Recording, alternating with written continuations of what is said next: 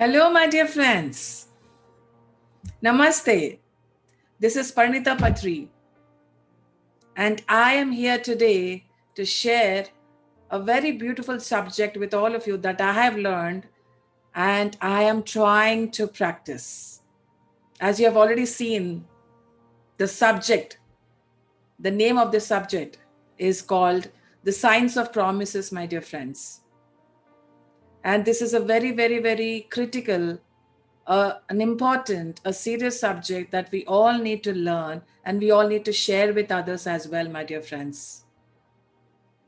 I have learned this subject. I am trying to apply this science in my life every day. We may be successful sometimes, we may fail sometimes, but yet we still need to keep learning and trying to apply that principle in our life, my dear friends. The science of promises. You must be thinking, what? Promises? Is there a science behind it? Oh, yes, my dear friends, there is definitely a science behind it.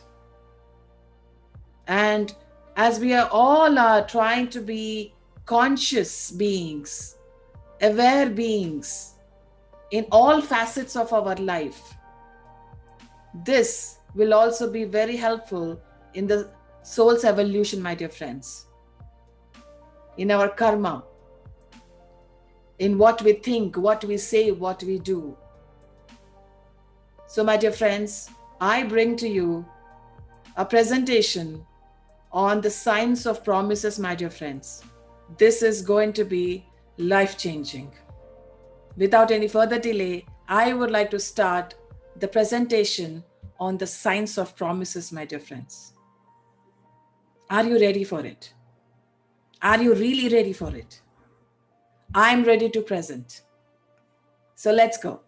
Yes, my dear friends. Let us start learning about the science of promises. A promise is considered very sacred, my dear friends. And in Asia, a sage formulated a saying which emphasizes the importance of a promise. It says that one would rather die than to make a promise. But if he promises, he must fulfill his promise till his death, till his last breath, my dear friends. A promise is considered very sacred. Did you ever think about that at any point of time? So our promises cause certain patterns in relation to their time, daily work, feelings, thoughts, plans, motives, and in their relationships with other people. It works in everything that we do, my dear friends. And let us imagine such a pattern as a set electrical pattern in which things are done automatically according to how it is set. We all have a pattern of things in life that we need to follow, my dear friends. So, promises is such a pattern. As long as the promise continues, things go as they were planned to go. But when the promise is broken, the whole pattern of set activities of the physical, emotional, and mental levels and the set patterns of relationship are disturbed, my dear friends. Yes, my dear friends. That is very true. So that is something we really need to ponder about. How can promises really affect us? Is something we really need to think and wonder. Take your time. Just take your time and think about this. Many physical, emotional, mental disturbances and states of confusion are the result of broken promises, my dear friends. Whether it was a promise formed with a friend, a mother, a father, or your own promise to yourself. No matter who you promise to, we really need to think about the effects of a promise made, a promise fulfilled, or a promise broken. Because it has an impact on all levels mental, physical, emotional, everywhere. So people do not pay attention to this subtle factor which plays a great role in our health, sanity, and behavior. And promises from others or from our own self considerably damages our health and sanity if they are not met and fulfilled. We may end up losing our sanity when we do not, when we keep breaking our promises and when we do not fulfill the promises that we make to others or to ourselves. Isn't that something that we really need to consider thinking and trying to be as aware as possible? So during childhood, unfulfilled promises by parents, teachers, and friends, and society and peers and everybody have such an effect on our system that we may even wait for the fulfillment of the promises for 70 years of our life and run our life in accordance with the thought forms of the promises given to us long ago. So, thus, a promise builds a prison around us and does not let us take self activated actions. Promises made to children, my dear friends. I would request the adults, no matter which role they are playing for the children, to please be mindful when you are promising something to a child. Their minds are very delicate, very subtle. So when you are trying to promise something that you know that you're never going to fulfill, you better stop yourself from promising that to any child. I'm sure you must have experienced such a thing that when you were a child and somebody promised you something and they did not fulfill it, how did it feel? Betrayal, disappointment, trust, everything's broken. So please be mindful when you are promising something to your child, to a child. When you know that you're not going to fulfill it, please do not promise. Just because you want them to stop crying, or maybe you want them to do something that you would definitely want them to do something, then you tend to promise things that, oh, okay, you know what, if you do this, I will give that to you. But then they will do it. But when they end up not receiving it, they'll be utterly disappointed. So please be careful when you are promising to a child. And great depressions, disillusionments, inertia, and apathy are the result after the thought forms and the expectancy melt away. In such cases, the best way to help is to find the promise and the one who promised it and dissipate the promise through analytical logic, replacing it with a spiritual challenge. A promise can be dissolved, my dear friends, when the promiser and the promisee come together and they try to figure out and they try to analyze, and with reasoning and logic, they try to understand it, analyze it, and study it, and then they dissolve it by adding spiritual challenge to that promise. You can definitely dissolve a promise with a mature understanding and analysis. So it must be remembered that the moment of the dissolution of the promise is a moment of pain and suffering. But once this phase is over, joy will be witnessed by the observer, my dear friends. The process of dissolution may be painful, but then when you are completely over with the dissolution process, you will be free, you will be joyful, you will be happy. And that is what we all need to do if we have unfulfilled promises, my dear friends, or if we are in no way able to fulfill those promises. So it is very interesting to note that the promiser builds a thought form within his mental plane. If he fulfills his promise, this form melts away. If he does not fulfill his promise, no matter how lightly made, it bothers him in subtle ways, creating confusion in his mind and behavior. Isn't it really interesting to know, my dear friends? As long as as we have learned already that there's a pattern. As long as you keep fulfilling the promise, everything will be fine. But when you do not fulfill the promise, there is a disturbance in the pattern.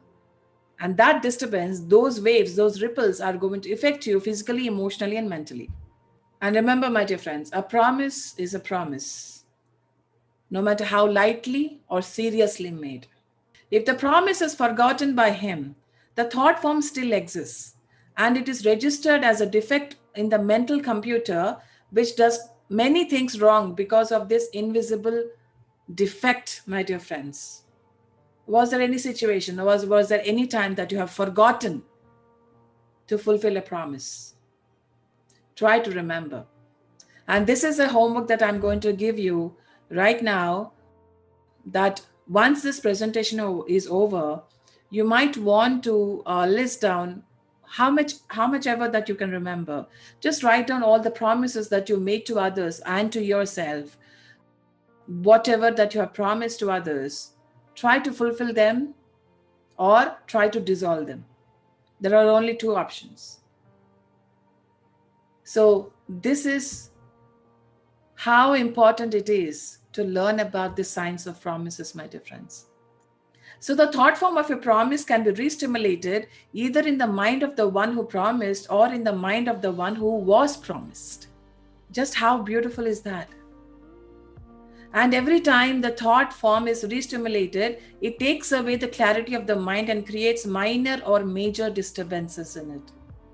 This is something we really need to be conscious about, to be aware about. Re-stimulation, it happens to all of us all the time. So I try to keep reminding myself, I try to keep telling myself that do not make promises that you cannot keep. I try to keep telling myself that. But sometimes I succeed, sometimes I fail, but I try to keep learning. So in certain cases, one promises but for a while does not carry it out. Later, he wants to meet his promise but cannot find any opportunity to fulfill it because of many circumstances.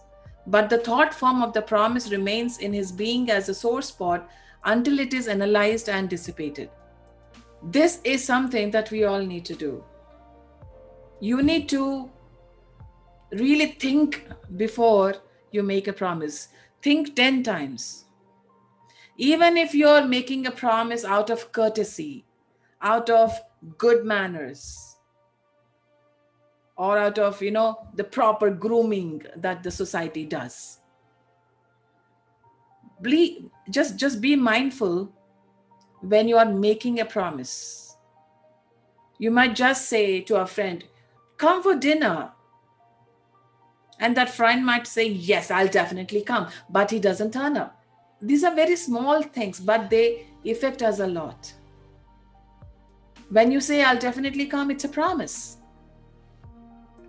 So then we really need to be mindful of what to say and how really we mean to fulfill those promises.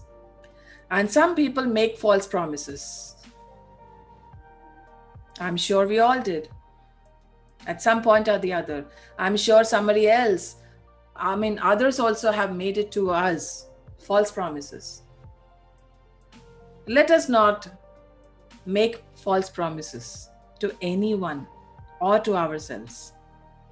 And in this case, they have a weak thought form of a promise in their minds. And this thought form gradually grows and bothers them because the one who was promised nourishes the weak thought form by the force of his expectation, my dear friends. Just like the example that I've given to you, I invite a friend to come for lunch or dinner, and that he or she accepts to, come for lunch or dinner, but then that person doesn't turn up. My expectation still is running, and I will be utterly disappointed. And that expectation is going to create a thought form in the one who has promised to come or promised to do something. So this thought form is going to be created in the person's mind, and that will really disturb him or her. At the end of every day, is it all worth it? I mean, we can choose honesty as something that that is the need of the hour. Honesty is everything. So let us be as honest as possible. Let us promise only when we intend to fulfill it, only when we mean it. And the thought form of a false promise not only becomes a promise, but also a hated thought form within the man. Why is it hated? Because it is not fulfilled. As simple as that. So it is mostly such thought forms that weaken the memory and the clear thinking of a human being. When these thought forms create a foggy atmosphere in the mind, our memory is slowly weakening and clarity is lost. So this is something that we all need to really think about. And don't make a promise you cannot keep, and don't say something unless you mean it. Don't make a promise you cannot keep, and don't say something unless you mean it. Let us try to be more conscious, more aware. So it is very helpful to do a review to find your promises and either dissolve them consciously or fulfill them if possible, my dear friends. This is the homework. This is the challenge that I'm trying to give to you at the end, after we finish the presentation. And a promise has a form element in it. It has etheric, astral, mental elements, and willpower. The melting process is almost impossible left to itself, but through logic and analysis, it is possible to dissipate it. Paying some taxes in the meantime for the delay. If we take a loan, my dear friends, we need to keep paying the interest until we repay the loan. So that is how this also works. When you promised somebody and you do not fulfill it, you need to keep paying the interest. And what is that interest? It is all confusion, fogginess, no clarity in thinking. So this is the interest that you need to pay until you fulfill that promise or dissolve it. And promising to oneself is also a very serious matter. And in most cases, a person promises when he is in a higher state of consciousness or is soul infused. Most of us meditate. And when we are in a deep state of meditation, we feel that, we experience that oneness with the universe, oneness with everything around us, oneness with the higher forces, oneness with our guru, oneness with everything. At that point of time, we might tend to promise something to ourselves. There is a saying, my dear friends, as above, so below, as below, so above. So when we tend to promise to ourselves in such an elevated state of consciousness, and when we come out of meditation, we do not fulfill it. When we face the practical world, when we face the real practical world, we tend to do exactly the opposite of what we have promised in an elevated state of consciousness. And a promise made from such a level evokes positive polarization from the lower vehicles, but when the promise is not carried out, the positive polarization changes into negative polarization, my dear friends. And then the man on the personality level does exactly the opposite of what he promised in his inspirational or uplifted moments.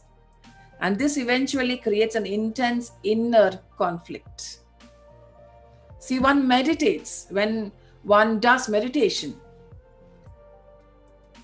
It's the soul that is involved over there, and the soul experiences it.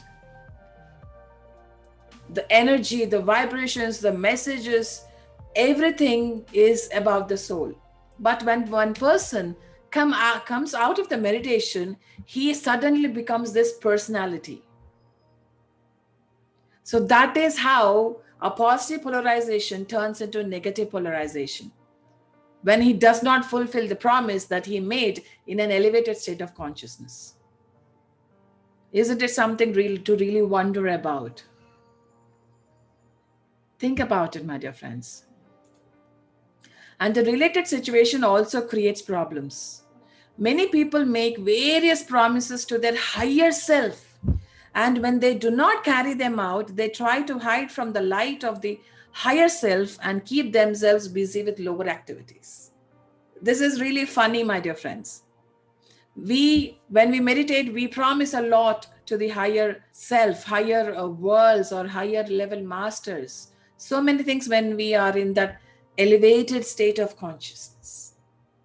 But suddenly, when we come out of meditation and when we become the personality, we forget all about it.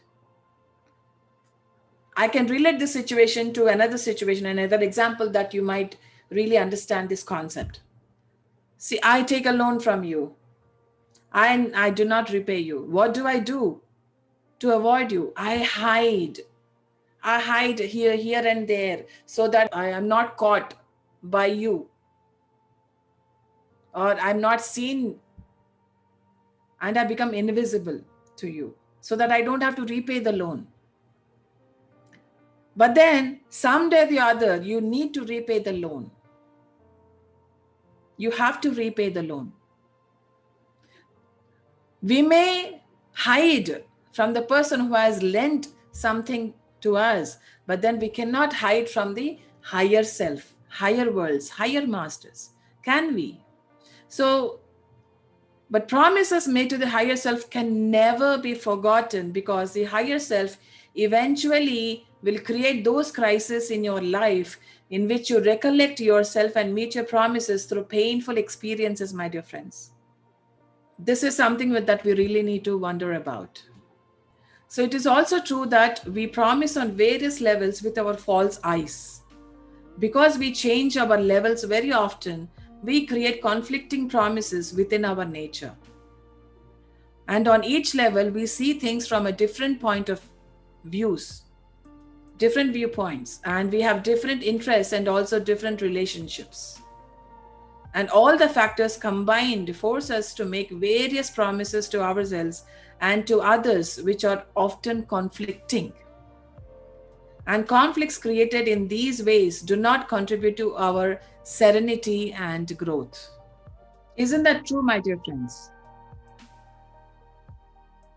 This is something that I have learned personally and have benefited a lot, because we carry a lot of ice within ourselves. By terming it as different relationships or different roles or different positions that we take in our life from different perspectives, we promise a lot by being in different roles or different viewpoints. As a daughter, I have a different point of view. As a mother, I will have a different point of view. As a sister, I will have a different point of view. As a friend, I may have a different point of view. As a boss, I might have a different point of view. As an employee, I might have a different point of view. So each and every point of view counts when we start making promises with these false eyes, false identity, my dear friends. So expectations are not promises. Let us talk about expectations now. If my friend promises me something, then I would definitely have expectations. But then if somebody doesn't promise me anything, but I still have expectations, those are not considered as promises, my dear friends. Because in expectations, you form a thought form which may obsess you gradually if you feed it with your imagination and thoughts. And generally, expectations fade away when the source of inspiration does not show the evidences of support for your expectations. So if a person doesn't promise you something or has not promised you anything, then that is not called as a promise, even though you expect a lot from that person. So my dear friends, expectations are not promises. So it is very beneficial to clear your mind of the thought forms of expectations, because They consume a great amount of energy from your mental, emotional, and etheric nature. They create diffusion in your mind, which makes you take unreasonable actions or attitudes. Have you ever felt this happen in your life? Have you ever taken unreasonable actions? Or you might wonder why I did that. I don't understand why I did that. I don't understand why I said that. You might have lacked clarity of thought at that particular time. Or your mind must have become foggy that you couldn't think clearly. Ponder about why that has happened. Because when you understand the cause, you will understand the effect. Vows. Oh my God. This is something very, very, very important that we need to learn. Vows. When two people get married in any religion, no matter what religion it is, when two people get married, there are some vows that they say to each other, that they will fulfill certain promises, and they make each other many promises in different ways. So vows are of a higher order, and they not only have etheric, emotional, and mental forces and the energy of the will, but they are also associated with the devas and higher beings, my dear friends. And the violation of vows creates serious disturbances in man's subtle bodies and his relation with subjective forces, my dear friends. So vows are related to higher worlds, to devas, my dear friends. So breaking them is something very serious. As we go higher, our words, promises, and vows are taken more seriously because they are connected with speech and thought. And on higher levels, speech and thought are agents of creative forces, which bring into manifestation and objectification the things about which we talk and we think. We can take the oaths, pledges also into consideration. When one is entering into a certain profession, they take an oath, they take a pledge. So this is also something really, really important. This is definitely important for us to understand. So in breaking your vows, you start a destructive process within the forms and relationships which you have been building with your vows. And this destruction affects your higher and lower vehicles in many ways. And it is possible to break vows if they were taken under pressure or in a state of unconsciousness, or if the vows interfere in your relationships with greater principles, laws, and service. And if this is the case, the vows must be analyzed, brought into the light of your present consciousness, and cancelled. Vows can also be broken, but we need to make a spiritual discipline about it.